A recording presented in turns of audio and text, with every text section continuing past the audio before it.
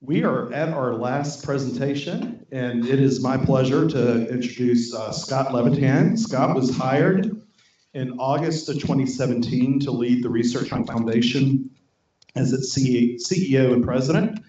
Scott's got 30 years of experience working in mixed-use development with an emphasis on university-related research parks.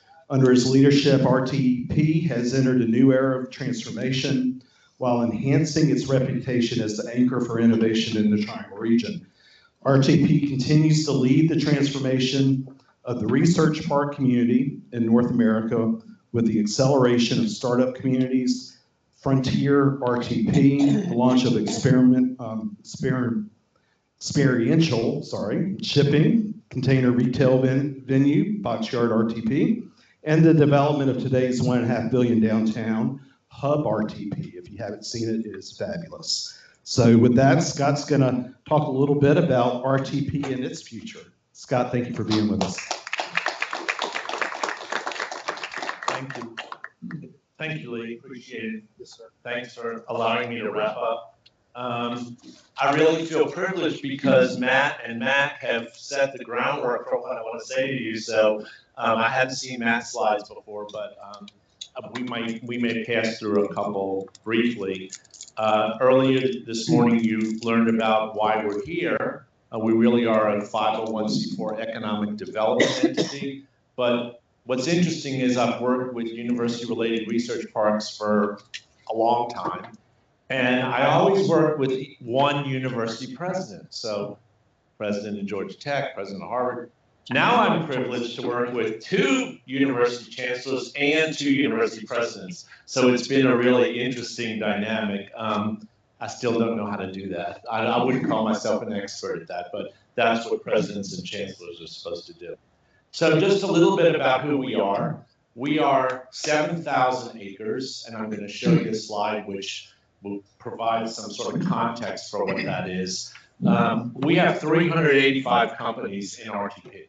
It's a pretty astounding number. You can see what our contribution to the annual GDP is for the state.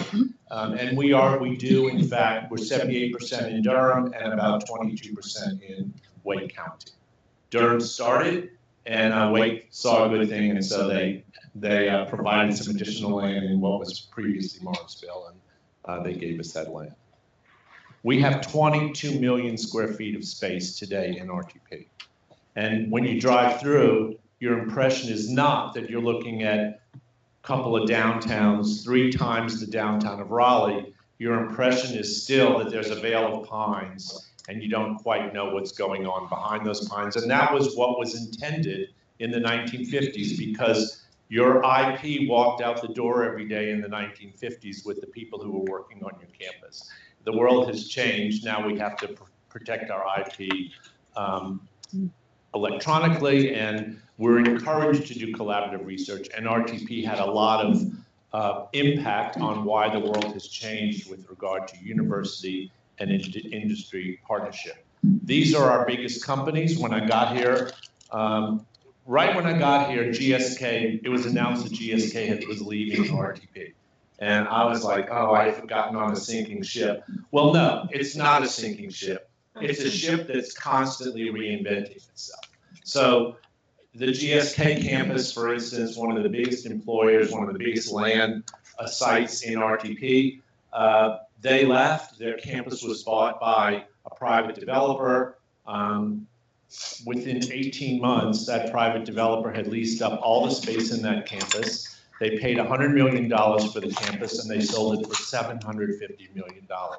And so that is not a sinking ship. That is a very successful enterprise that continues to reinvent itself.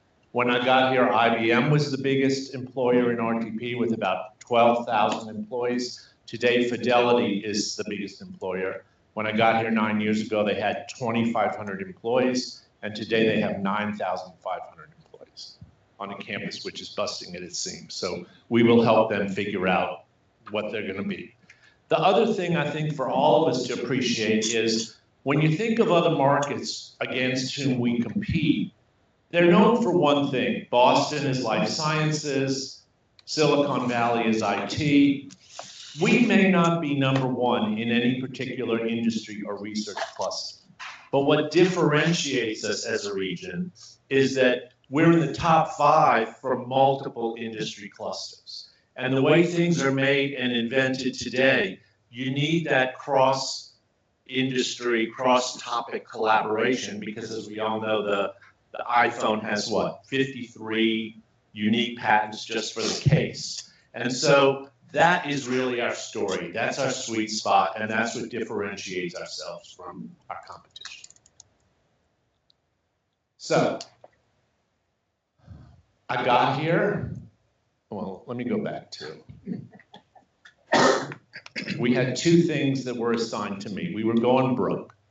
We had lived for 55 years on periodic land sales. I won't go into how the land was bought, but it's a really interesting story. We can have drinks about it one day at our shop. And we were just about out of land. We had a nice asset value. We were worth about $105 million was our total asset value. We were spending about $7 million a year on operations, and that $7 million a year was coming out of our cash reserve because we weren't selling any land. So we had $35 million in the bank, spending $7 million a year. Our auditors said, you're not a going concern. And so the first thing we were supposed to do was to become a going concern and have a sustainable revenue model. Duh. The second thing was that our board had been working with a major international, multinational developer to build this downtown. The developer was getting a fee for that. They got the fee, but they didn't build the downtown. So they wanted somebody with some experience doing development to come in and try to get that downtown built, which is Hub RTP. I hope maybe next year we have this meeting at Hub RTP, but we are, it's about really a $2 billion project for the first phase, and we're about $800 million completed on that. And I'm talking about real estate because our base is a real estate platform that allows us to do economic development, to have those 385 companies and support them in RTP. But what we don't want to do is we don't want to be competing with the commercial real estate folks. So I'll give you an example. The EPA had their headquarters here in an old, dilapidated building. They decided to build a new campus, which they did. And at the time that they did that, which was the mid-'80s, there was no lab space for rent for commercial lab users. So people built big lab campuses, but you couldn't just come in and rent a lab. And so we bought that lab space and we started renting it out. We built one building on it because somebody was already there and they wanted to grow. So fast forward 15 years, Alexandria Real Estate, Longfellow Real Estate, they had all come into the market, and then they were scratching their head, well, you're a not-for-profit, and your marketing space to compete with us. And so we said, we don't want to be competing with those folks, and we sold that campus, and with the help of Durham County and our owners and tenants, Durham Wake Service District, we used the proceeds from that lab campus to seed hubs, because clearly the private market wasn't willing to build hub. And so we spent $105 million to get the infrastructure installed, and then we hired third-party developers to do the work. Which is, by the way, where the Governor's Inn used to be. Yes, exactly. There's so many threads in these presentations. Thank you, Susan. So this is just a plan of it. So the southeast corner of this site is finished. We've done about $800 million of development. We have the first people sleeping legally in RTP in 70 years, 440 units, and we have a horseshoe building, which we were the equity partner because we wanted to make sure that that's the town square of this new downtown for RTP. We wanted to make sure that retail was going to be special retail, just like Box Yard is special retail, because you sell it to a private developer and you're not ever sure what the retail is going to be. And then these are just some images. We have a Frontier campus, which is an old IBM campus, which morphed into Lenovo's first headquarters when it spun off Lenovo. We inherited 500,000 square feet of really crappy suburban office buildings. One of them actually had sort of fallen down. We did what I had learned in a previous iteration of my career, a cheap and cheery renovation of those buildings. We wound up with the basis of about $110 a square foot, and we pro forma that building at about $17.50 a square foot. It leased up in 18 months. The rents are now like in the $29 a square foot. It has been 99% leased through COVID, and it is really the sustainable revenue stream that supports our operation. And the reason why we did it is because companies didn't have a place. Smaller companies who wanted to lease a little space didn't have a place in RTP. And oh, by the way, we built Boxyard, which I think is the next slide. There we go. Shipping container community. This is the opposite of cheap and cheery. This is 15,000 square feet of space that costs $10 million to build, because doing their job, when you cut a hole in a shipping container, it's an engineered framed opening. An engineer has to design the opening, blah, blah, blah. You can't have it blow away in a hurricane. So, but we would do it again because it has been so impactful. It's been named the best outdoor entertainment venue in the Triangle region for the past 3 years. You can see it's just a really fun thing. And that's the kind of event, ambiance, activity space that really makes this place safe and has allowed us to move forward with the Hub project. So that's just, I want to get through all this because I really want to get to the meat of this. Yeah. Because I want to leave a little time so we can chat.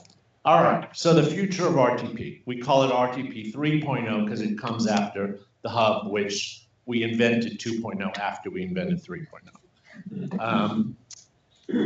So this is the map of RTP that was drawn by the folks that Mac talked about earlier this morning. None of those roads were there. This was raw scrub pine land, 7,000 acres. You can see if you look at a real map of RTP today, it looks just like that. This orange is the Hub site.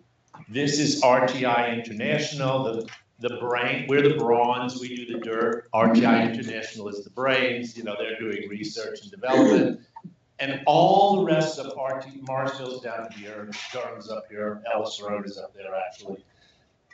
All the land, except for those couple hundred acres, was zoned for one thing. And it was very successful. It met the market. It was designed in a day when you lived over there, you worked over there, you played over there, and those things didn't happen in the same place. 2.0 was the Hub. And then what are we doing now? So thank you, Matt, for teeing me up on this, but we're going to add, we're the third fastest growing region in the country, and we're going to add 1 million people over the next 20 years. You heard it twice.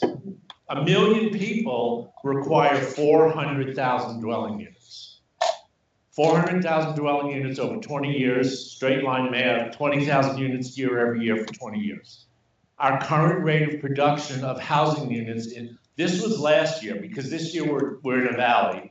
The average rate of production of housing in our region is 9,800 units a year. We are up shit creek, okay? And we have this donut hole, as you saw, thank you again, in the middle of our region, which is serving a very important role. I mean, it is the economic engine of our region. But the land is significantly underutilized. It's the donut hole. And so how are we going to preserve this golden goose of RTP, a place for industry and companies to come to our region, but also help our region grow smart?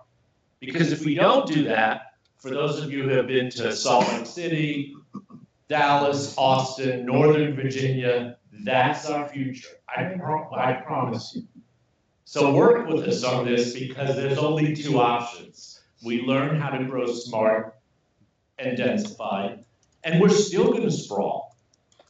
Okay, so just imagine, I just like to think about this, Durham County, out of that 400,000 units, needs 68,000 units to be built over the next 20 years. The only place in Durham County, if you take out all the watersheds, that you can build 68,000 units is in North Durham County. If you saw Matt's slide, it's still rural. So it's one thing, okay, let's say we agree we're gonna cut down all the pine trees and we're gonna build it. How are you gonna get there? We're gonna have to build 2 highways through Durham City to get up to North Durham if we're gonna put 68,000 units up there. So if you want us to think about RTP differently, great. If you don't want us to think about RTP differently, we better find a new way to fund DOT. And, oh, by the way, water, sewer, schools, all that stuff. So that's what's driving this plan. So, oh wait, I think I skipped a good one. Doesn't go back? Should. Maybe not. Okay, so regionally, that's RTP. 7,000 acres, 10 miles tall, 3.5 miles fat. Just there. If you take downtown Durham, inside the loop, downtown Raleigh, what else is on here? And our 4 participating universities, NC State, UNC Chapel Hill, NCCU, and Duke, they all fit into RTP. Just imagine, okay? And then this one I was like, that's Manhattan, and that's RTP. We're half the size of Manhattan Island, in the middle of your region. This is your land, let's put it to good use. So we've been working on this for 4 years. It's a 50-year vision for RTP. I'm not gonna get all into the details, but I'll tell you what it's not gonna be. It's not gonna be a residential community. It's gonna have residential in it, but we have residential communities. And our purpose we would lose our purpose if we let RTP not be a place to attract businesses, research and development, and support translational research and innovations coming out of our universities that wants to be in the center of our region so we can draw that workforce from all of the counties around here. The other thing it's not going to be is it's not going to be a place for million-square-foot advanced manufacturing facilities that are going into Holly Springs, and because we don't have land to be able to do that. It is going to be a more urbanized, live near your work kind of environment, and we are going to preserve the uses that are in RTP. So this is the fun part. So today, for the past 65 years, based on our zoning, it's a little bit different in a way. I'm going to give you the Durham example. It comes out to be the same thing. You could have 15% lot coverage of your building. You had to have a 100-foot setback around the whole site, and then you pave the whole freaking rest of the land with surface parking. And if you fly over, and it was such a great model that if you look out the window, you know, it's the same thing. Okay, so, but guess what? That list of industrial clusters that are important, ag bio is important to our region. We may be actually the #1 region for ag science. So if you got a greenhouse like Syngenta, the one who lights up in the fog at night and you think something's on fire, you want that site. So the basic thing we had to say to the 100 landowners in RTP, praise the Lord, we only have 100 landowners because we had this development typology, you know? They said, I have 100,000 square foot building footprint, sell me, divide that by 0.15 and sell me that much land. So we have 100 corporate lawyers who are really interested in this stuff. And if you want to do this was the existing zoning. If you want to do this, keep doing it because we love having you here. And RTP 3.0 is not going to do anything to change your ability to continue to do why you came to RTP. Basic premise. But if you want to think differently, we have 3 options that you can adopt.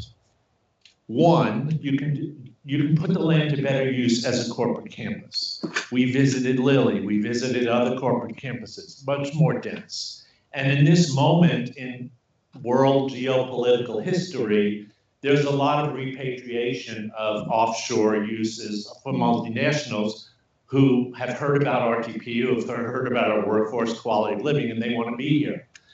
But if you're maxed out on your lot coverage, you can't do it. So up to 60% lot coverage, it'll cost, people are going to have to build structured parking. We're going to have to invest in transportation as a region, so we don't need as much parking. But let's put the land to better use and attract, grow here in RTP. The second use is consistent residential neighborhood development. Both of our counties within their comprehensive plans want 15-minute walkable communities. And so we're going to allow that. Didn't I just say this wasn't going to be like a residential place? If we allow this today, unbridled, that's all that would be developed in RTP. So what we've done is we've put a limit on the amount of that land that can be, the 7,000 acres that can be developed for these 15-minute walkable communities. We've put a cap of 7% of the total land area of RTP, which is 490 acres. 490 acres can still support a lot of resi, but we won't be overwhelmed. RTP won't become what's happening around the edges of RTP. And by the way, this is not a single family residential modality. This is dense service, residential, multifamily, mid-rise, possibly high-rise. There are some great examples around the country that we've seen. And then the third is, given that we are 10 miles tall and 3.5 miles fat, as time goes on, there will be opportunities for more hub sites in RTP. None of them are going to be as well suited as hub. We're selfish about that because we are at the center of the regional transportation plan, which is evolving, so that NC 54 and I-40, those are the transportation routes that are going to bring people to work at RTP. But there will be other opportunities for mixed density nodes, and some of those could have additional residential, but it's going to be in high-rise buildings like that. And then why did we do this? We looked at our competitive set. 5 more minutes, or should I stop? 5 more, okay. So this is our competitive set. So if you put RTP today on this chart, we would be all this. Well, except for hub, we'd have a little bit of dark orange and a little bit of light orange. And so that's who we're competing. We got to compete with these people who are all mixed use, energized innovation districts. And just to get, I'm going to go quickly past these, but I do want to tell you where we are on this. So these are our pillars of success. One of them that has really come through, probably because of the composition of our board, is to make sure that somehow what happens in RTP continues to support our region as a key university research center. And then we also established something called the RTP Reinvestment Fund. So in order to put this dream into reality, everybody here is associated or part of government, we had to get 2 counties to change their zoning, and we had to get our owners and tenants to say there are covenants that apply to the land in RTP. We had to get those 100 corporate lawyers to agree to do this. Easy peasy. Yeah, and I'm only 40 years old. I look a little older. But we did it. You know, 96% approval on the covenants change. And I have to tell you, I've worked in so many regions. I've worked in Boston, Baltimore. That was a story. Atlanta, New York. I have never experienced the kind of partnership and cooperation that we had with Wake and Durham County. And even though most of the, and we actually gained Wake a little bit. So, Susan's here. I don't know who else is here from Wake. We went to Wake first to get our zoning changed. They were like, please, bring it on. Then we were able to go to Durham and said, Wake did it. But even with We that. like being the leader, even if we have much less property. It was a phenomenal partnership with the counties and the staff, so we are very appreciative. But what we did do, and I'll just, so imagine you own a piece of land in RTP, and Scott Levitan comes and says, okay, you can quadruple your building area on your campus that 20 years ago you paid $25,000 an acre for that land. It's like a gift. It's manna from heaven. So one of the things we did do, and we convinced the owners and tenants, was if you want to stay the way you are under the base zoning, stay there. If you want to take advantage of one of these enhanced development entitlements, there is a cost to doing that. And the cost is an annual tax into the RTP reinvestment fund. And so what's clever about it is you actually get some free space. You can do 10,000 square feet or 10% of your existing building area. It's free. If you go above that, you're going to pay 5 cents per 100, not a lot, on the total value of whatever's developed on that site. Not just the incremental piece, but the total value. It's still nothing. But it is a way, we have a high, and it's all privately administered. The counties did not want to administer our new planning board. They didn't want to administer our design review board. They trust us. Hopefully we've earned that trust. They said, you set up your own planning board. So they're treating us like a university campus zone. So very broad uses and dimensional requirements within that zoning district. But we have to administer it. They still do site plan review and permitting, but we are going to administer who gets approved, the regulations associated with how you can qualify for one of these enhanced uses. And I'll just show you one more thing. There's 15 dots on this chart, and we're 14 dots through, which is amazing. We have one more, which is go back to those 100 corporate lawyers and get them to approve the regulatory requirements in order to be able to get the enhanced entitlements. But we have a working group that has really been a very collaborative experience. So I want to thank, I just don't have time, but I want to thank you. No, you got time. Go ahead. No, I don't have time. Yeah, we've got 10 minutes to burn. I'll take 2. You go ahead. Go. Well, so one of the things we are working on with our partners at Go Triangle is the Triangle Mobility Hub. We are blessed with a population that approved a sales tax for transportation, and Go Triangle and the counties were able to procure $25 million from the federal government, matched by $25 million from the transportation tax fund. I mean, we're moving forward with a $50 million Triangle Mobility Hub on NC 54, just across the street from that hub site. So we're very grateful for that. And that will be a TOD development. We own the land. It's about 20 acres total. The facility will take up maybe 2.5 acres, and the rest of the acreage will be TOD, which is just exactly what we want to do. Russ Bus was such a great example. We hired the same developer to do it. And so I guess just finally, if you want different results, don't keep doing it the same way.